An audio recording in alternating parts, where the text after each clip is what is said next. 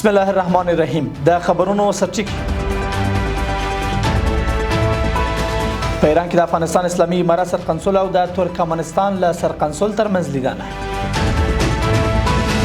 استانبول کې د اسلامي امارت سرقنصل او د ترکیه د دوه شپانتونونو د افغان محصلینو د اتحادیو ټولنو له استازو ترمنځ خبرې اترې او د غزې ترانګي او مصر ترمنځ د رفح سرحدي لاره باندې په محدوده ډول تګ راتګ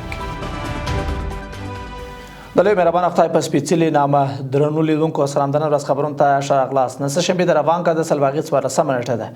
زه زیم دا بشپړ خبرونه دي. په ایران کې د افغانستان اسلامي امارت سرقنصل مولوي نور محمد متوکل په مشهد ښار کې د ترکمنستان له سرقنصل قوانچ مراد سره وکتل. په مشهد کې د افغانستان سرقنصلګري وایي چې په دې لیدنه کې دواړو لوریو د اقتصادي او په ځانګړي ډول د بنسټیزو پروژو په برخه کې پر همکاریو ټینګار کړی دی.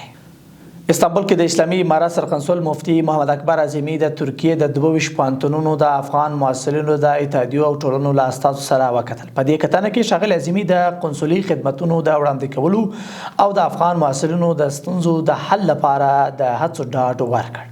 هغه د غرض په ټول هیواد کې ډاډمن امنیت ته په اشاره هغوی ته د خلکو او هیواد لپاره خدمت کول ته وهڅول.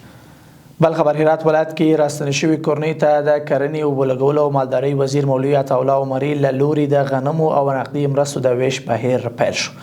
د کرنې او بلګولو او مالدارۍ وزارت باید چې هرې کورنۍ ته به 15 بوجي غنم او 15000 افغانۍ وویشل شي.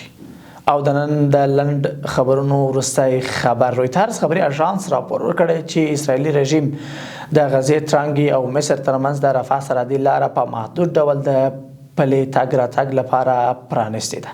دا اقدام فلسطینیانو ته اجازه ورکوي چې د غزې تړانګه پرېږدي او همدارنګه د کسانو د بیرته ستنېدو زمینه برابروي چې د اسرائیلي رژیم د یرغل له امله تښتې ته اړ شوي وو.